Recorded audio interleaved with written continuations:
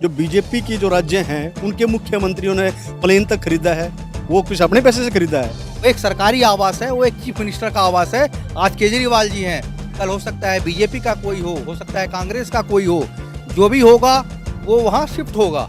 तो वो पहली बात तो ये हमें समझना चाहिए कि वो केजरीवाल जी का घर नहीं है, वो उनका आवास है, सरकारी आवास है। कोई आम आदमी पार्टी का सीएम है, केजरीवाल जी आम आदमी पार्टी के सीएम है, इसका मतलब ये थोड़ा वो झुग्गी में जाके रहे। अपने राष्ट्रीय कार्यकारिणी की बैठक में उसमें 35 करोड़ रुपए खर्च होते हैं। दूरी है मात्र 4 किलोमीटर और उसमें 35 करोड़ रुपए खर्च होते हैं। वो टैक्स पेयर के पैसे नहीं है। वो क्या मोदी जी अपने मामा के घर से लेके आए थे क्या?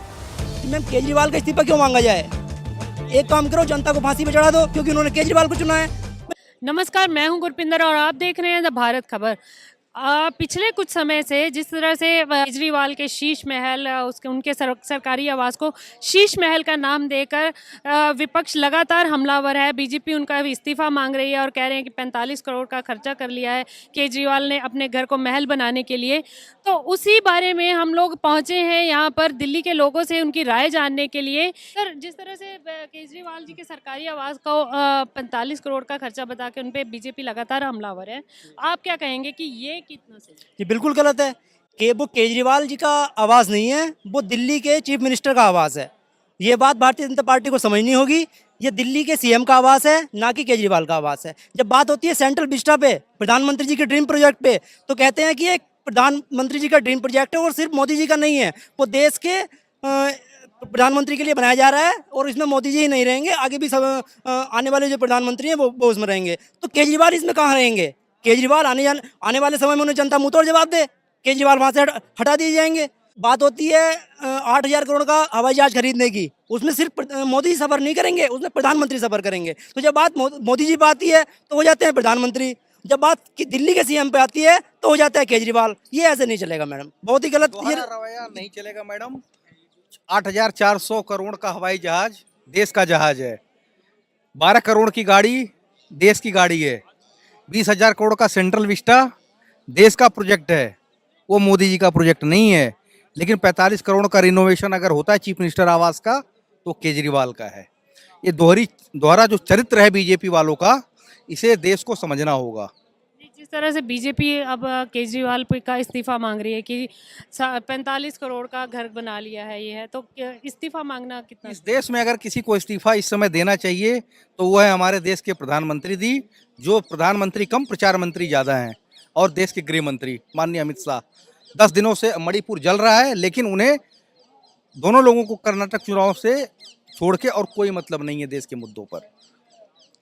क्या आपको ऐसा लग रहा है कि खास मुद्दों से ध्यान भटकाने के लिए केजरीवाल के आवास पे हम को लेके बिल्कुल बिल्कुल मैडम, क्या केजरीवाल का आवास ही देश में एकमात्र मुद्दा है? हमारी बहन बेटियां जंतर मंतर पे पिछले 15 दिनों से धरने पर बैठी हुई हैं। क्या उनके अस्मिता का मुद्दा कोई देश का मुद्दा नहीं है? क्या भ्रष्टाचार देश का मुद्दा नहीं है? महंगाई मुद्दा नहीं है? बेरोजगारी इस देश में मुद्दा नहीं है? केवल और केवल मुद्दा केजरीवाल का 45 करोड़ का घर बनना, दिल्ली के मुख्यमंत्री का घर बनना इस देश के 150 करोड़ देशवासियों का एकमात्र मुद्दा है। ये सिर्फ और सिर्फ बीजेपी का दोहरा चरित्र है और उनका एक पाखंड है, जो उनको सुविधा की राजनीति करने का एक मौका देता है। सीएम आवास की जैसे रेनोवेशन चल रही है सीएम केजरीवाल के सरकारी आवास की, तो उसको लेके बीजेपी लगातार हमलावर है, आप क्या कहेंगे? मैम मैं ये कहना चाहूँगा, वो सीएम आवास है, सीएम का घर नहीं है मैडम। एक्चुअली केजरीवाल का घर तो है नहीं, वो तो सीएम आवास है। कोई भी आएगा 5 साल बाद, अगर मानो केजरीवाल जी हार जाते हैं तो कोई और सीएम बनेगा, वो वहाँ आके रहेगा। उनकी प्रॉपर्टी पर्सनल प्रॉपर्टी तो है नहीं मैम। अब कोई आम आदमी पार्टी का सीएम है, केजरीवाल जी आम आदमी पार्टी के सीएम है, इसका मतलब ये थोड़ा वो झुग्गी में जाके रहें। दिल्ली के सीएम है तो मतलब जैसे कि बीजेपी लगातार ये कह रही है कि टैक्स का पैसा इसमें जा रहा है, इसको केजरीवाल जी को इस्तीफा देना चाहिए। बोल मैम बिल्कुल भी सही नहीं है। अब आने वाले समय में G20 समिट होना है, एक तरीके से देश को दिखाया जा रहा है, भारत को दिखाया जा रहा है दुनिया के नक्शे में कि किस तरीके से नया भारत है, अतुलनीय भारत है। तो दिल्ली देश की राजधानी है, और दिल्ली के सीएम को क्या गरीब दिखाया जाएगा, जो कि झोपड़ी में बैठा हुआ दिखाया जाएगा? उनसे उनसे बीजेपी लगातार इस्तीफा मांग रही है, और कहा जा रहा है कि अब ये बीजेपी जो कार्यकर्ता हैं ये अलग अलग जगह इनके आप मंत्रियों के घरों के आगे धरना देंगे। कितना सही? बहुत गलत है मैम। जब प्रधानमंत्री जी के कपड़ों की बात आती है, प्रधानमंत्री जी के दौरे के खर्चे की बात आती है, प्रधानमंत्री जी के आवास की बात आती है, तो मुख्य धारा की मीडिया में चर्चा चलती है कि देश के पीएम है, ये देश के पीएम है, दुनिया इन्हें देख रही है, तो इस तरीके से इनका खर्च की भी कोई चर्चा नहीं होनी चाहिए। लेकिन केजरीवाल जी देश की राजधानी के सीएम है, देश की राजधानी दिल्ली है, और दिल्ली के सीएम को क्या आप गरीब दिखाना चाहोगे? क्या दुनिया के नक्शे पर केजरीवाल जी को गरीब दिखाना चाहोगे? जी, अब G20 सम्मेलन होना है मैम, दुनिया के अलग अलग देशों से राष्ट्राध्यक्ष आएंगे, उनके अधिकारी आएंगे, तो क्या दिल्ली के आवास को देख के क्या कहेंगे वो कि ये देश की राजधानी के जो सीएम हैं उनका आवास है? तो एक तरीके से प्रधानमंत्री जी को, देश की मुख्य धारा मीडिया को ये बात समझनी होगी। केजरीवाल का इस्तीफा मांगा जा रहा है इसी मामले को लेकर। कि मैम केजरीवाल का इस्तीफा क्यों मांगा जाए? एक काम करो, जनता को फांसी पे चढ़ा दो, क्योंकि उन्होंने केजरीवाल को चुना है। भाई आज जब प्रधानमंत्री जो फैसले लेते हैं वो कहते हैं मैं 142 करोड़ लोगों ने मुझे चुना है, मैं फैसले दे रहा हूँ। अब केजरीवाल जी को दिल्ली की जनता ने चुना है, तो दिल्ली की जनता उन्हें जवाब देगी। आप कौन होते हैं उनसे पूछने वाले? केजरीवाल जी क्या बात? मैडम, यही बीजेपी है। बीजेपी की राष्ट्रीय कार्यकारिणी की बैठक होती है एमसीडी का, नॉर्थ एमसीडी के ऑफिस में, नगर पालिका नई दिल्ली में, और ये मेरिडियन होटल है। इसीलिए मेरिडियन होटल से और नॉर्थ एमसीडी के ऑफिस तक आते हैं वो अपने राष्ट्रीय कार्यकारिणी की बैठक में। उसमें 35 करोड़ रुपए खर्च होते हैं। दूरी है मात्र 4 किलोमीटर, और उसमें 35 करोड़ रुपए खर्च होते हैं। वो टैक्स पेयर के पैसे नहीं है। वो क्या मोदी जी अपने मामा के घर से लेके आए थे क्या? वो किसके पैसे हैं? वो टैक्स पेयर के पैसे हैं। वो भारतीय जनता पार्टी का पैसा नहीं है। ये जो मोदी जी बड़ी बड़ी रैलियां करते हैं, 50-50 किलोमीटर की जो ये रैलियां करते हैं, जो ये रोड शो करते हैं, इसमें किसका पैसा लगता है?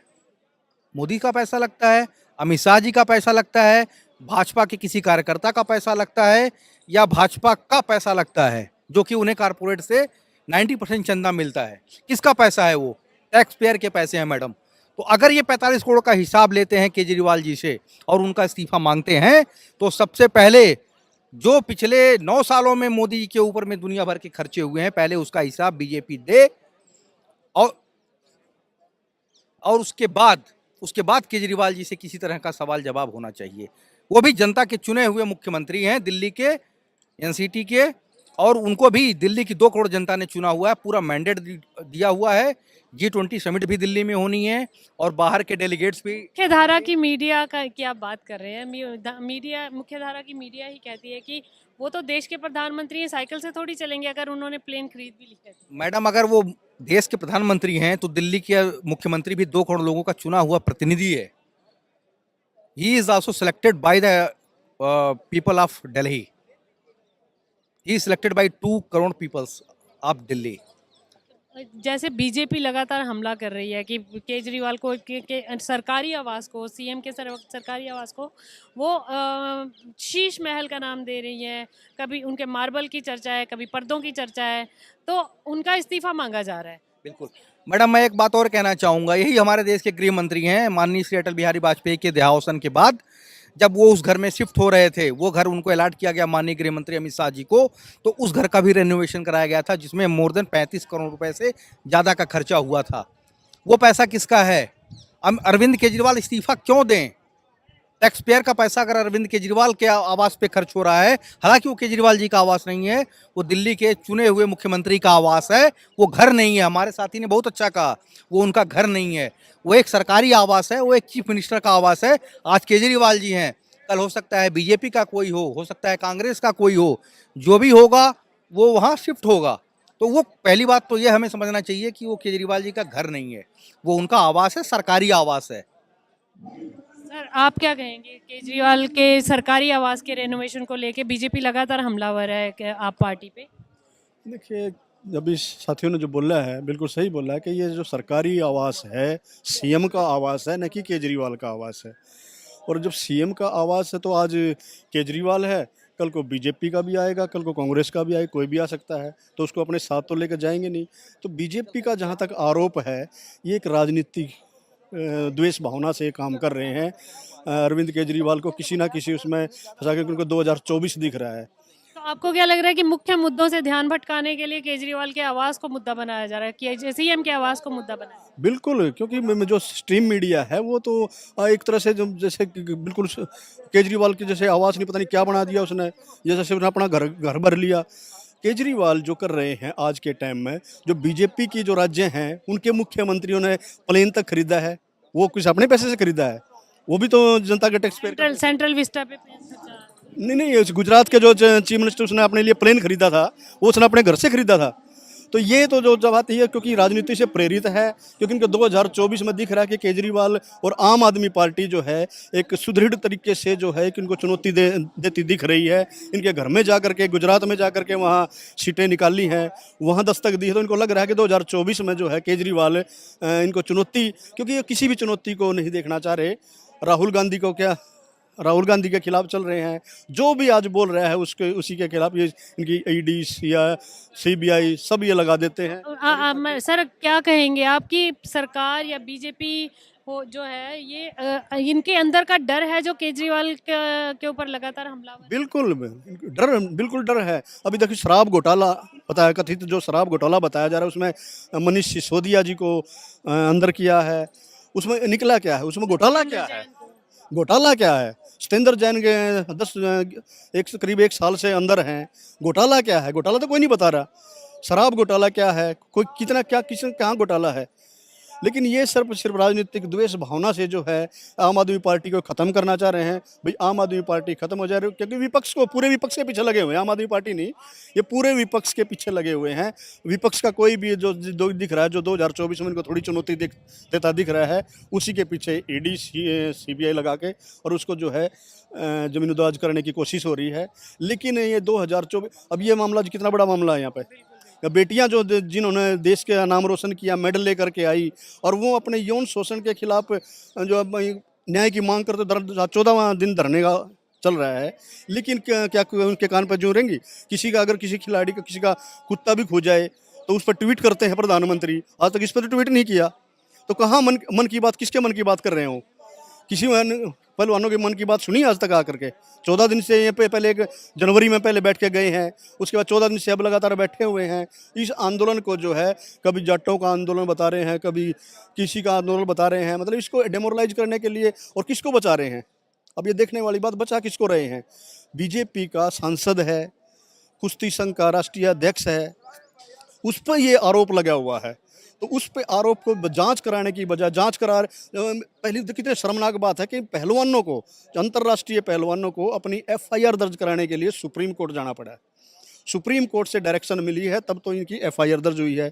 अब जो इनकी जो जांच चल रही है, वो जांच भी अब तक उनके जो पोस्को एक्ट कितना संगीन अपराध है कि पोस्को एक्ट के अगर ये सांसद ना होकर के कोई आम आदमी होता तो पुलिस अब तक इसको गिरफ्तार करके जेल में डाल चुकी होती। लेकिन पोस्को एक्ट जैसे मामले में अभी तक उस पीड़िता के 164 का बयान भी दर्ज नहीं हुआ है। तो पुलिस कर क्या रही है इसमें? पुलिस का रवैया जो इसमें बड़े ही संदेहास्पद है। तो इसको जो मामला कल यहाँ बहुत बड़ा धरना प्रदर्शन होने जा रहा है। कई संगठन इसको अब ये जो आंदोलन जो है इनका रुकने वाला नहीं है।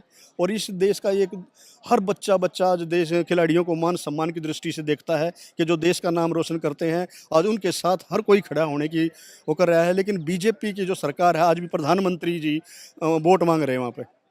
मणिपुर जल रहा है, वहाँ नहीं गए, लेकिन वो कर्नाटक चुनाव में बिजी हैं क्योंकि इनको वोट चाहिए। इनको सिर्फ वोट दिखता है, इनको 2024 दिख रहा है। 2024 में ये किसी को भी जो इनको चुनौती दिखेगी, ये उसी को कुचलने का प्रयास करेंगे। जी शुक्रिया सर।